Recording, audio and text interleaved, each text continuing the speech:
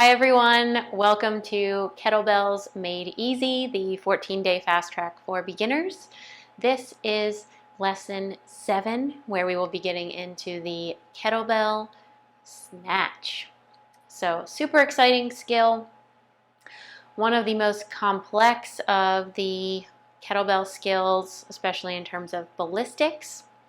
So what we'll do is kind of break down the snatch, break it into a few parts, practice a few drills, and then we will do the whole thing and put it all together. So just like the other skills that we practice, the first thing we want to talk about is our breath. And like you may have guessed, the breath with the snatch is the same as the swing and the clean. So as the bell comes through your legs, you're going to inhale. As you have your hip snap or full hip extension, as you exhale, that's when you'll exhale. So sometimes people exhale when their arms all the way up here. We want to try to do that a little bit earlier because, again, when we're making that audible exhale, it's protecting our spine, and we want most of the protection as we're coming into that hip extension. If we're already here, then the movement's basically over. So just try to work on your breath as much as you can. The snatch has a few common challenges. The first challenge is what we call taming the arc. So sometimes when people first start learning the snatch, they will keep their arm really straight, just like it's a swing. So they'll bring it through, arm straight, comes overhead, arm stays straight. So that does a few things. It makes the snatch feel much more challenging because the weight is further away from your body. So the more you can keep the bell close to the body, similar to the clean, the more efficient it's going to be overall. The second thing, kind of goes hand in hand, is that if your arm's super straight or you're over gripping the bell, it's going to bang down onto the forearm. So that happens a lot when you're newer to this, when you're doing cleans and snatches. So we want to try and avoid those two main challenges that happen when we're first starting the snatch. So here's a few ways. The first one we're going to do, similar to the clean, we did this drill where we just worked on the top down.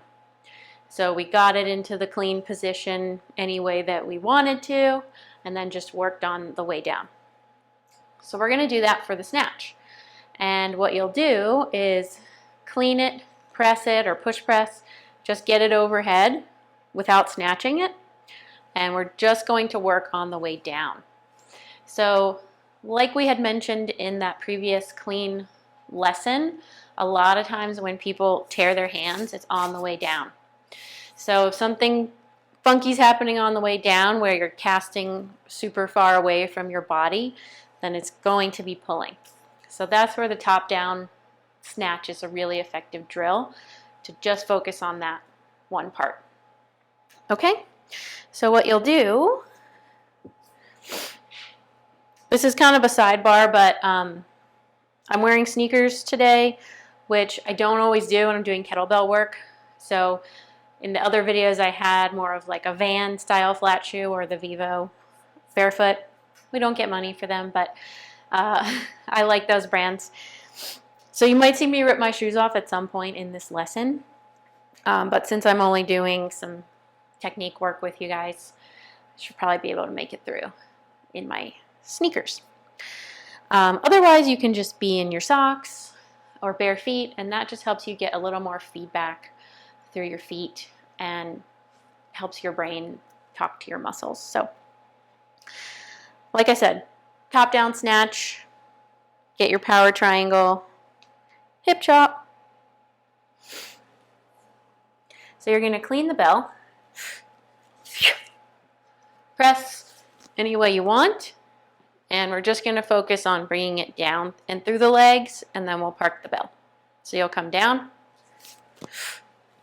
park. Okay, So again, in slow motion, you want to try to, you could either flick it with your wrist. Sometimes people call this a gooseneck. Or you could do something like a window shade where you're bringing the elbow down. Either way, you want to keep that elbow close to the body, and then it comes through your legs, okay? So we'll try one more here. So I'm going to come down,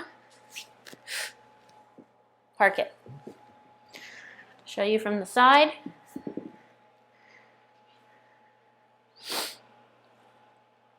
Hip chop, clean, press, come down, park it. Clean, press, come down, park it. So I'm trying to stay close.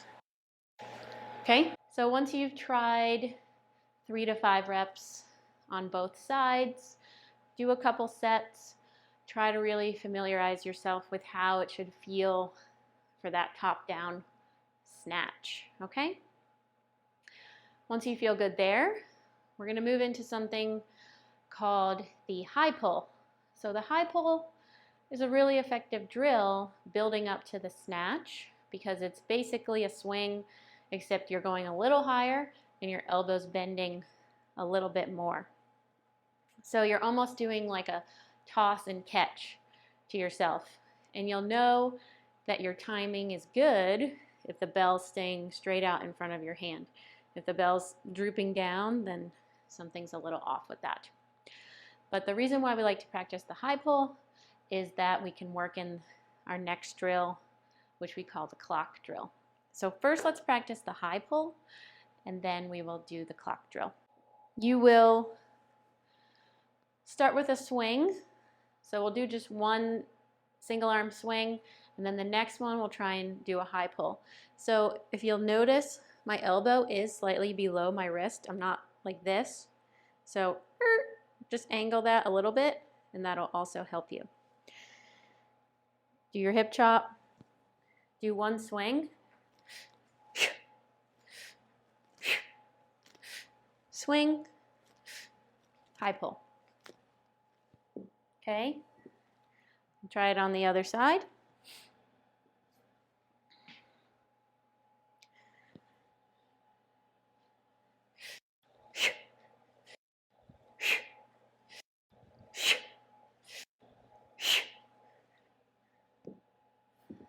I'll show you one from the side.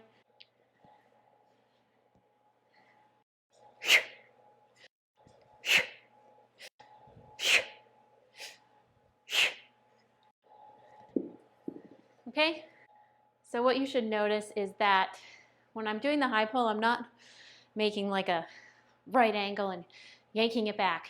It's just floating. You'll do a swing with your arm straight, high pull, slight bend, letting the bell float. You're just trying to get more comfortable with bringing the bell closer to that overhead position.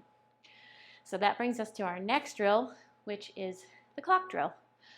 We call it the clock drill because we want to think about going up the clock. So if a swing is about 9 o'clock, the high pull could be 10, 11, and then the snatch is 12. So we're going to try that on each arm. So we're going to try and go 9, 10, 11, 12. That'll be your snatch. All right? Hip chop.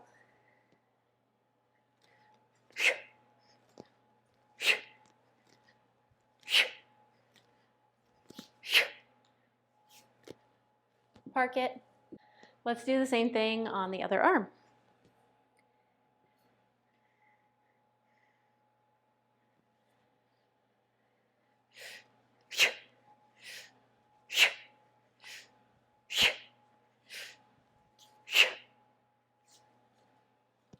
Show you one from the side. And again, make sure you're standing up all the way. Sometimes when there's a lot going on in the brain, people will kind of forget to stand all the way up when they're doing the high pull. So Still make sure all the power coming from the legs. Do one more on the side here.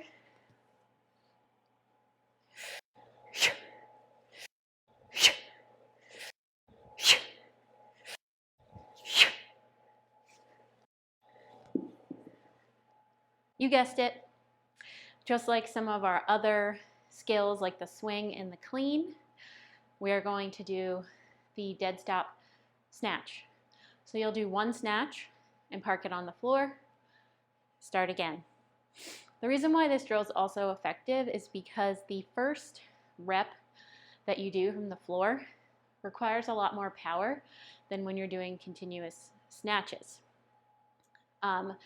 So when we are practicing the dead stop snatch, it gives us a lot of practice driving through our legs and really exploding up. So again, we're just going to try a few on each side. I would recommend pausing this video and at least doing a few sets. Get your power triangle set.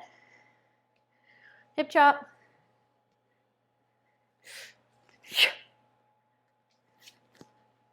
Park it. If you want to stand up and reset, that's great. We'll do one more. Hip chop.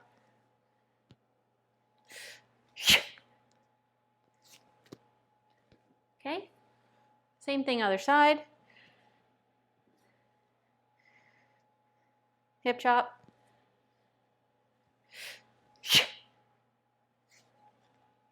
Park it. Reset. Hip chop.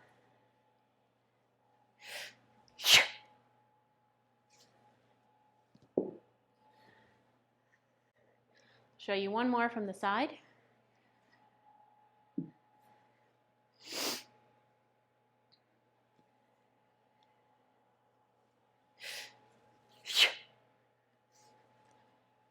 Park it.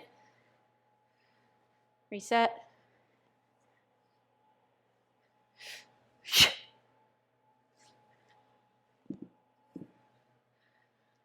Our last variation, we're going to put it all together. All of our cues, all of our mental drills, and we'll do 5 continuous snatches on each side. Get your power triangle set. You're going to inhale as the bell's coming through your legs. Exhale with your hip snap. You're trying to tame that arc, so keeping the elbow pretty tight to the body and also not over gripping the bell. If you're gripping it too hard, it's going to bang down.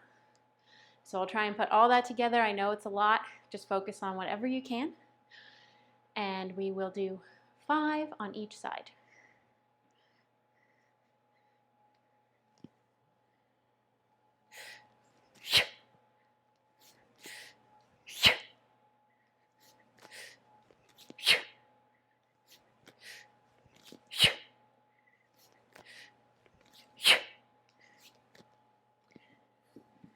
Show you from the side.